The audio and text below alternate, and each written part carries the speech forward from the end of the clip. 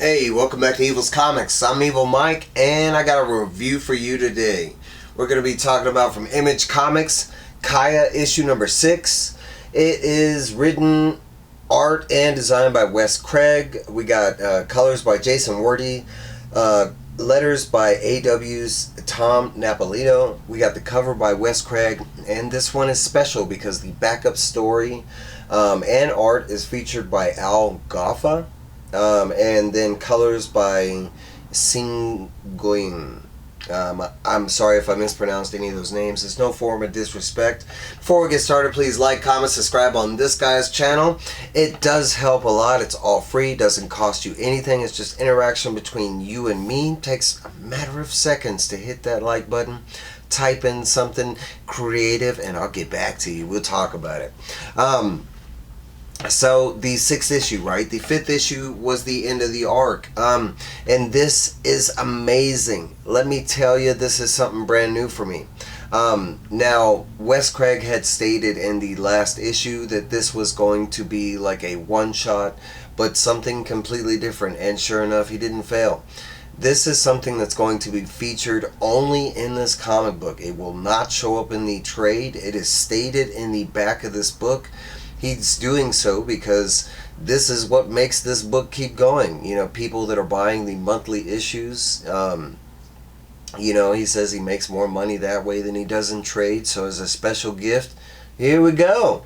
So that is what this is. It is a main story. We're getting the background of the magic arm, and then we get like a little side story that doesn't really pertain to anything. It's just fun and everything, and that's kind of what he wants to do in these one-shot. After each arc, he plans to do a single issue with a side story and some other fun stuff, sketches from the, you know, fan base, stuff like that.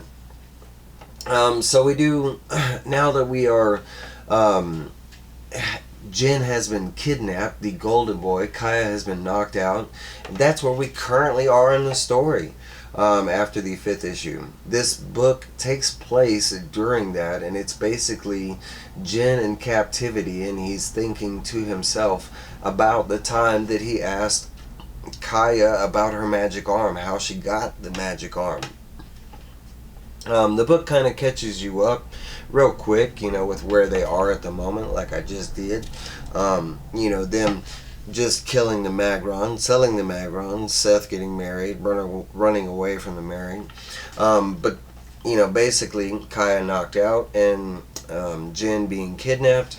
But here we go. After Jin tells us that after much persistence at the beginning of their journey, after their homeland was destroyed by the like automatons or something like that, these robots, and that's kind of the first I've heard of the robot thing. We'll get there in a second. But there is talk of this guy, and this is Kaya's uncle. His name is Kova. Kova is the one that basically trained and taught Kaya to be the badass that she is today. At an early age, you know, she was already shown to have promise and shown here in archery and hunting skills and stuff like that. Her mom, on the other hand, did not like the whole, you know, the training and the, you know, her becoming a hunter type of thing. Her mom had other plans. Her mom is in this kind of like witch cult kind of thing sect in the village, and supposedly there is a prophecy of the golden one. We've heard this, right? Well, supposedly Kaya was supposed to be the golden one. It is, you know, her mom had these visions. Supposedly Kaya is supposed to be the one that saves them from the automatons and brings the humans back to their place, you know, and power at the top of the species, basically. There is this scene where Kaya's at her, you know, it's her birthday. I think she just turned 8. She's supposed to be going on a hunt with her uncle Kova. Her mom kind of, you know, intervenes and, you know, kind of bombards Kaya and basically asks her, hey, I want you to choose between your mom or Kova, you know, your uncle Kova on your birthday. She chooses to go, hunt with her uncle. Her mom is very displeased. She grabs her, heads out into the forest, kind of states that, she's being a bad kid because she's not choosing her mom, and she doesn't understand that there's this prophecy, and she needs to learn and get ready for what's coming. After being scolded, she's sent to bed. Later that night, Kaya wakes up. Her mom is waking her up in the middle of the night, and to the point where she still thinks she's, dreaming. She's dragged out into the woods to see this, and it's her mom's, like, witch and coven or whatever. Um, Basically, after she's dragged out into the woods, they're going to perform the ceremony that's supposedly been performed for other queens, before her, and she is going to be bit by the goddess of the mountain, which is this massive snake that they call Odiziria.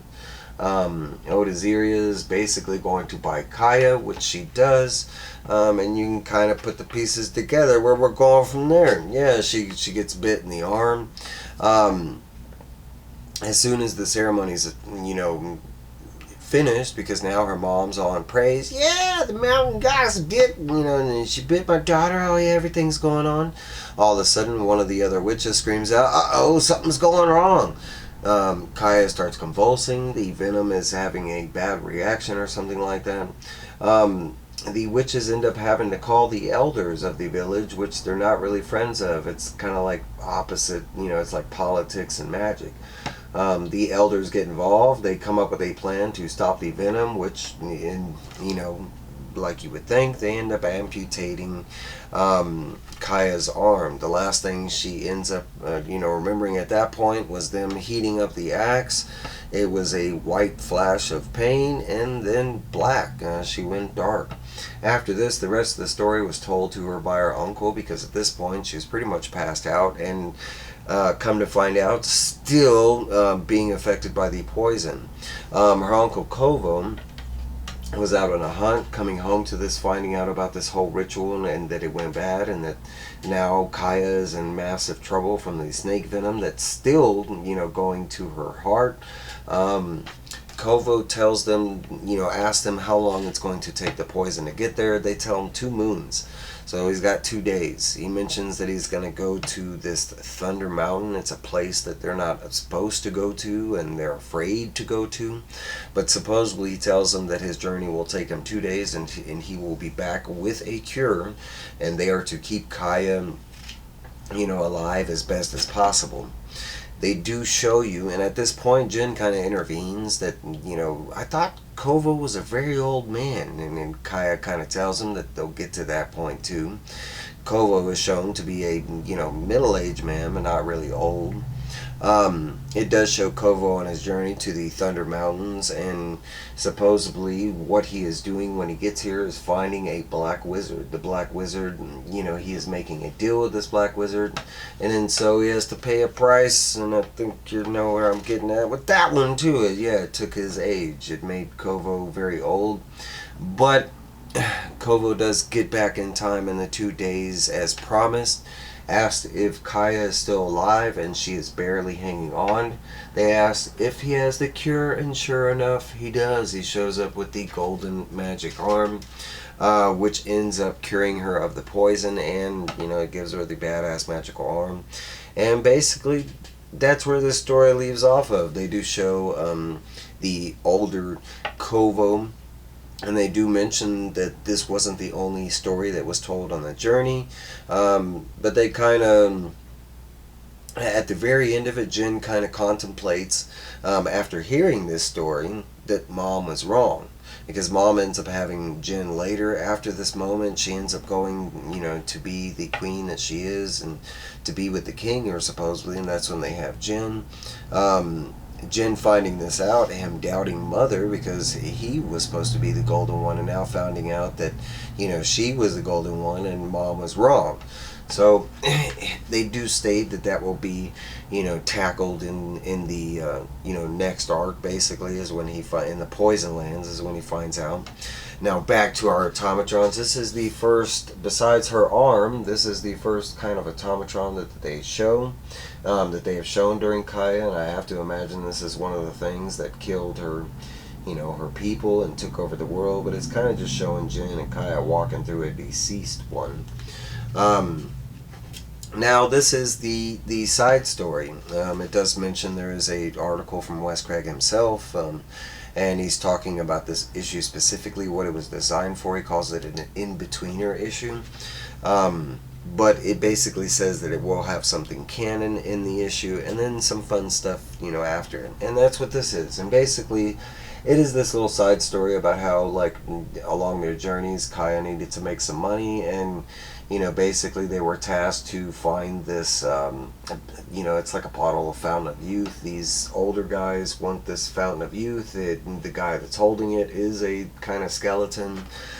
She breaks into this fortress and ends up, like, getting the bottle of, youth liquid.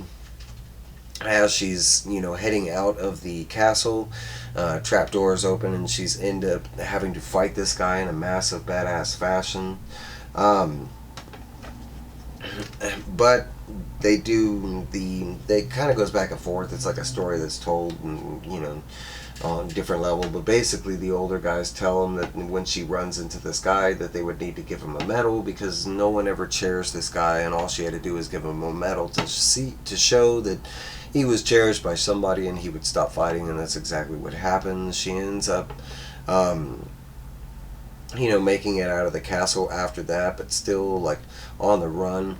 The older people mention that the next task that she will have to overcome to make it out of the castle was the actual liquid itself, that it's cursed and it wants you to drink it, and as soon as you come across it, like, it's going to make you think that you're incredibly thirsty. And it does show, like, Kaya right here, and she's all of a sudden has this massive thirst.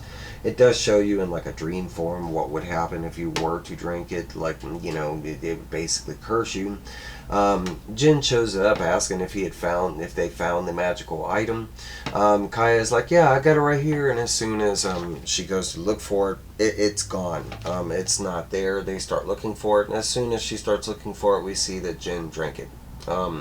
At the very end of the story, it's basically like, Jin saying, like, well, did we find the magical item? And she's like, well, I kind of lost it. And then after that, like, what are we going to do now? And she's like, up, on to the next job, kind of thing.